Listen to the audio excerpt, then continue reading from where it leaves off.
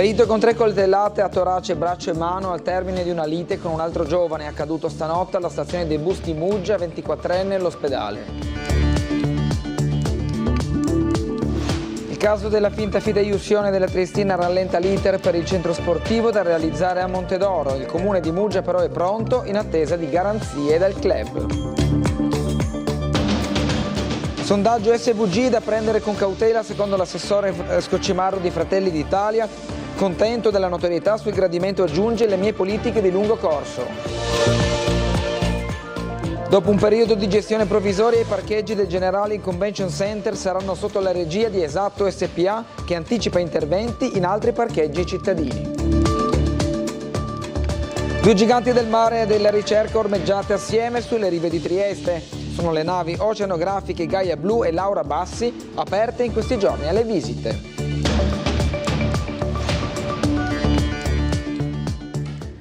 Buonasera e ben trovati con l'edizione delle 19:30 del nostro telegiornale. Ancora una volta buona domenica. Notte di violenza tra Muggia e Trieste, con un accoltellamento e una rissa che hanno richiesto l'intervento delle forze dell'ordine. Indagini in corso in entrambi i casi per chiarire dinamiche e responsabilità dei 2 episodi. Il primo dei 2 è quello di Muggia, più grave, con l'accoltellamento ai danni di un 24enne alla stazione degli autobus di Muggia.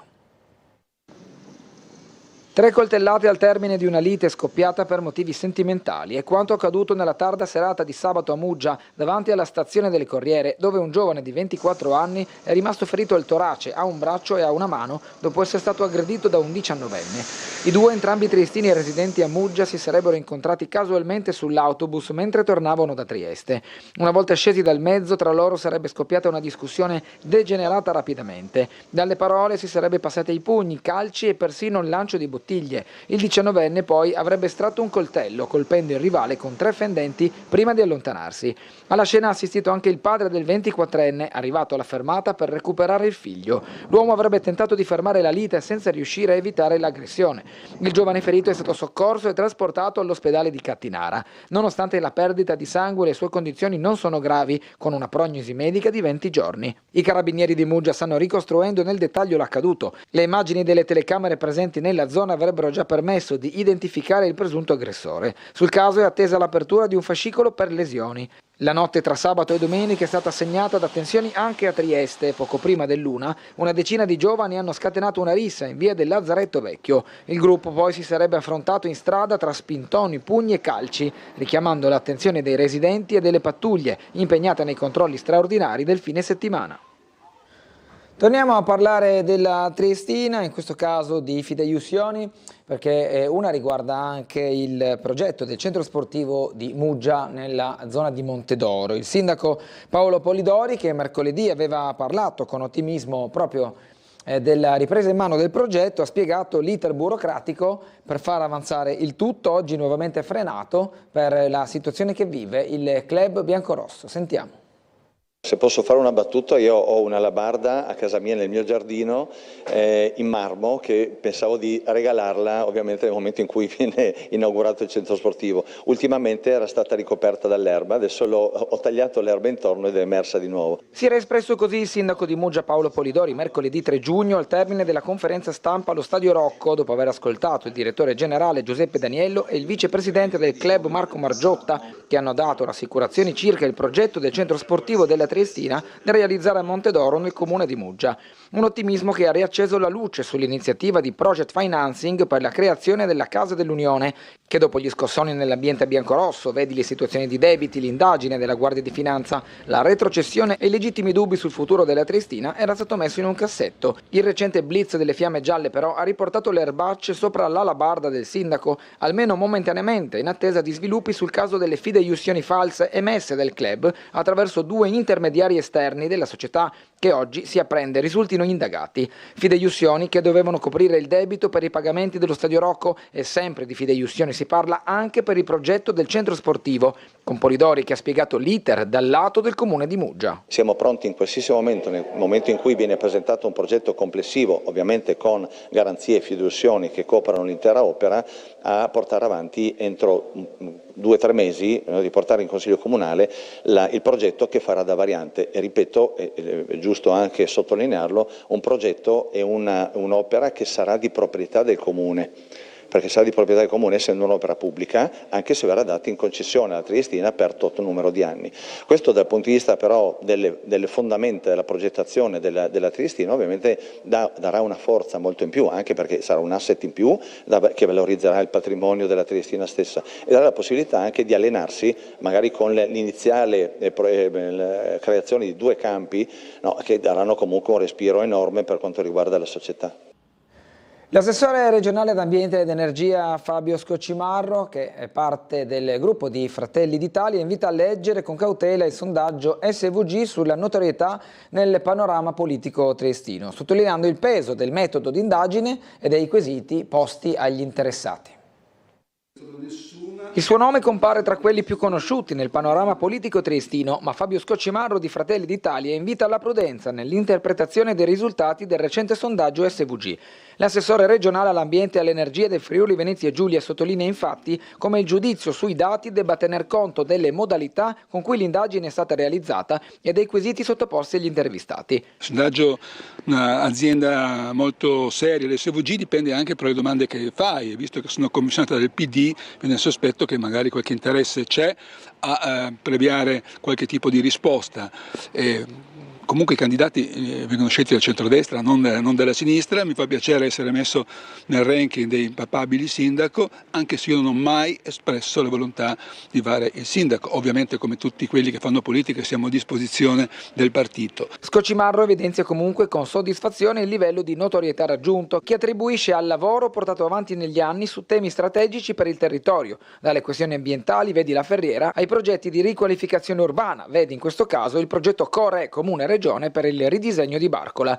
Per quanto riguarda il gradimento, che è a metà circa, va detto che le mie politiche sono politiche lunghe, non danno nell'immediato una risposta, perché l'ambiente e l'energia sono a lungo termine. Io ho un figlio, guardo il suo futuro, a quello dei nostri nipoti e non al risultato immediato domani mattina. Guardando il futuro della città, l'assessore ribadisce inoltre la necessità di garantire sicurezza e decoro, indicando queste come priorità per lo sviluppo di Trieste.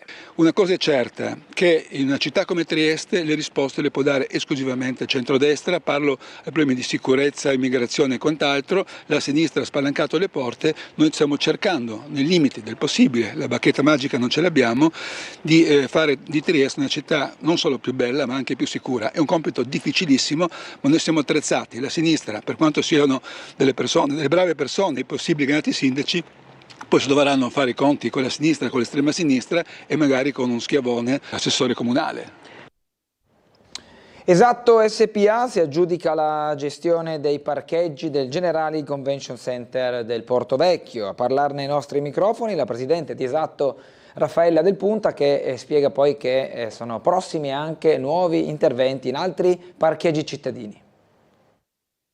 A partire appunto dal contratto concessorio di cui abbiamo appena parlato, siglato il 22 dicembre 2025 con effetto dal 1 gennaio 2026, Esatto si occuperà del rinnovo dei 2 parcheggi, parliamo dell'attrezzatura dei 2 parcheggi di Sant'Andrea e di San Giovanni. Oltre a questi impianti ve ne sono altri, ricordo in particolare quello di Roiano, che è stato recentemente inaugurato e peraltro con tariffe molto calmierate, molto gradito ecco, alla cittadinanza da quello che vediamo nei dati della sua occupazione. E poi ci sono quindi a fianco a questi 2000 stalli nei parcheggi i 600 posti su strada. Un impianto nuovo che andiamo ora a gestire è quello afferente al Trieste, al GTCC, parliamo del Generali Convention Center. Esatto, si è aggiudicata la selezione, quindi siamo noi già adesso in gestione provvisoria a gestire questo importante sito. che presenteremo comunque completamente rinnovato, e su questo sicuramente insieme appunto a GTCC faremo una presentazione organica, quindi rimandiamo le notizie a una prossima occasione che organizzeremo insieme appunto al concedente, quindi il Comune di Trieste, e anche a Generali Convention Center. E in questi giorni Trieste ospita un incontro raro tra due giganti della ricerca marina italiana, entrambe ormeggiate nello stesso porto, quello di Trieste, in realtà a fronte Piazza Unità sulle rive e sul Molo Quarto. Parliamo delle navi oceanografiche Gaia Blu e Laura Bassi. Per la prima volta a Trieste due tra le più importanti navi scientifiche italiane, la Gaia Blu del CNR e la Laura Bassi dell'OGS, sono ormeggiate fianco a fianco lungo le rive, trasformando la città in un grande laboratorio a cielo aperto. L'iniziativa non è solo simbolica, le due unità eccellenze della ricerca marina e climatica sono state aperte ai cittadini per visite guidate che stanno attirando centinaia di persone. Circa 270 visitatori a bordo della Gaia Blu e 735 attesi sulla Laura Bassi nell'arco di 6 giorni. Accanto all'apertura al pubblico, la tappa triestina ha ospitato anche un confronto fra vertici scientifici e istituzionali.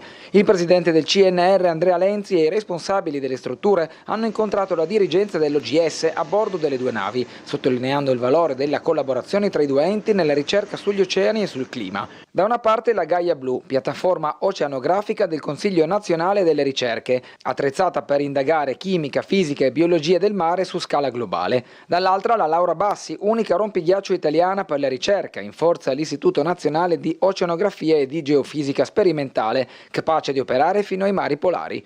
Due navi diverse ma complementari che raccontano una stessa direzione: rafforzare la presenza italiana nella ricerca oceanografica internazionale e avvicinare il grande pubblico alle sfide del cambiamento climatico. INSIL ha presentato a Trieste i risultati del progetto Analisi con immagini da satellite attraverso Eagle FVG, una sperimentazione basata su tecnologie satellitari e intelligenza artificiale applicate al monitoraggio del territorio. Sentiamo.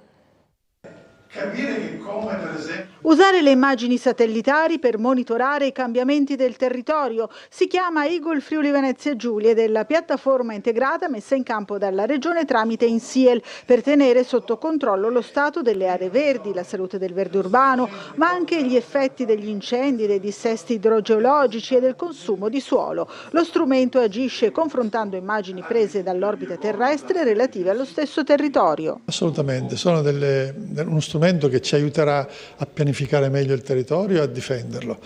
Sapere per esempio come evolve l'erosione delle coste è un elemento importante per capire dove dobbiamo intervenire per fare delle difese a mare. Sapere come le pubbliche amministrazioni della Regione intervengono nei loro piani urbanistici perché per esempio hanno deciso di costruire da una parte piuttosto che da un'altra è importante, perché ci consentirà di fare una progettazione del territorio più adeguata. È uno strumento importante. Quando l'innovazione viene messa al servizio della pubblica amministrazione perché crea valore pubblico e perché, soprattutto come in questo caso, difende meglio l'ambiente, noi ci siamo e quindi la finanziamo senz'altro. Sono 19 comuni della Regione sottoposti allo studio tra Friuli, Sontino e Venezia Giulia, tra cui Trieste, in collaborazione anche con l'Agenzia regionale per lo sviluppo rurale e il Parco agroalimentare della Regione.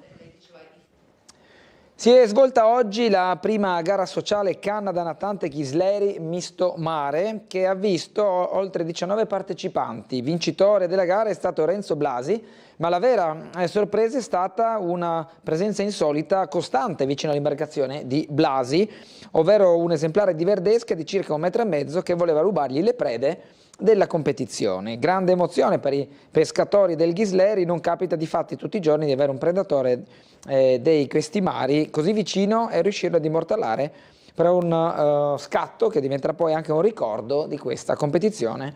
Si ringrazia Adriano Toffoli che ha fornito proprio le foto e anche il racconto di questa particolare presenza durante la gara. gara sociale Canna da natante Ghisleri, misto mare. È stato siglato invece il 6 giugno al centro di addestramento alpino della Polizia di Stato di Moena in provincia di Trento il gemellaggio tra le sezioni di Moena e Trieste dell'Associazione Nazionale della Polizia di Stato. L'accordo, sottoscritto dai presidenti Cristina Righini e Maurizio Iannarelli, punta a rafforzare la collaborazione attraverso scambi, visite e iniziative comuni.